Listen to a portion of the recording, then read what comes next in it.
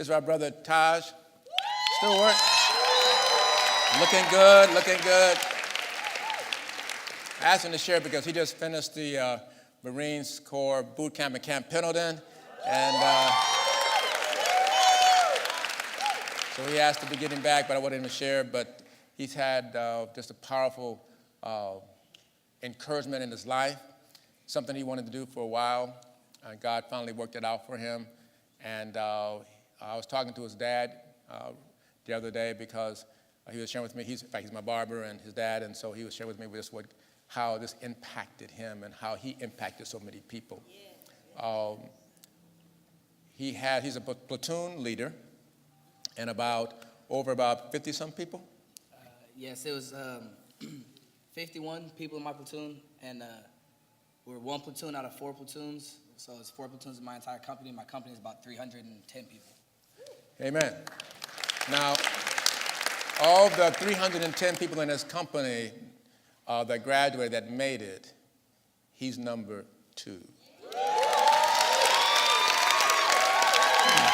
on, come on, come on, come on, come on, come on. Come on, that's it, number 2, number 2. We like that, we like that. And now, the dad, he gave me a little backstory. And so he was saying, Pastor, he got, I guess after the graduation, I guess the top commander for the base called him in, and he don't call in nobody. And he's wondering, what is this about? He's a little concerned about it. So he walked in. Make a long story short, he just wanted to honor him, to appreciate him, and because he should have gotten number 1. He should have gotten number 1 because he really performed number 1.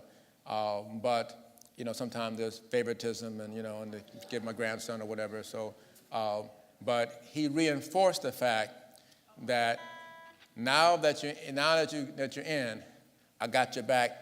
Gave him his card. He took pictures with him. People say, "You took pictures with the commander?" Nobody does that. And he said that from now on, for the rest of your career, I got you. Just call me. Rest of your career.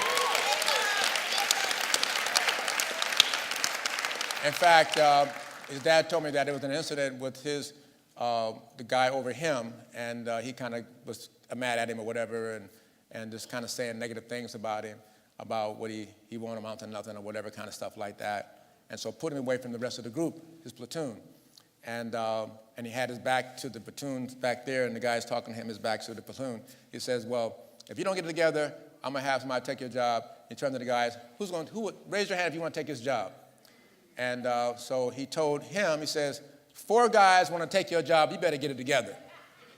When he went back with his guys, he said, nobody raised their hand.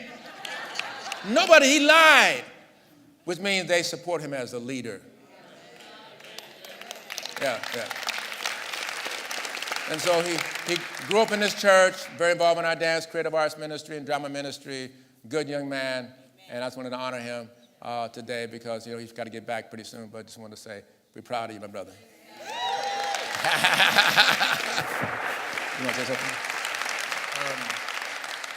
Again, I just want to, give my thanks to Pastor Ed for, like I said, I grew up here, and growing up here has instilled in me a spiritual bond with God that, I don't think I've seen other people have.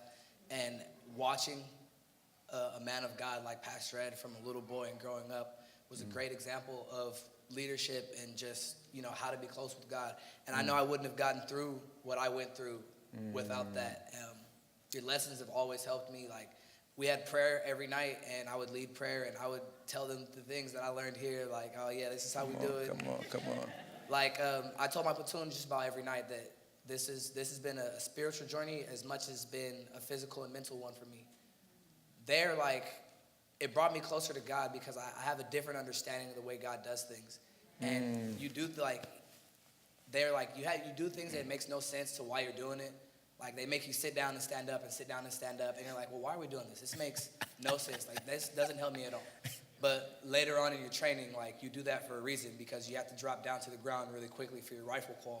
So I related that to God instantly because God takes you through different phases and different things. And you're always like, God, why am I dealing with this? This makes no sense. You're supposed to have my back. And then later on, it's like, boom, this is why he did it. And then all of a sudden, it's all clear, like, okay, thank you.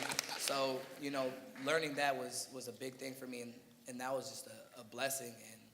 And, having grown up in Zoe with such a big family, like, this is family, so it felt good, and having that support and always having that there and knowing that, like, it's more than just me behind me. And yeah, it was a trip.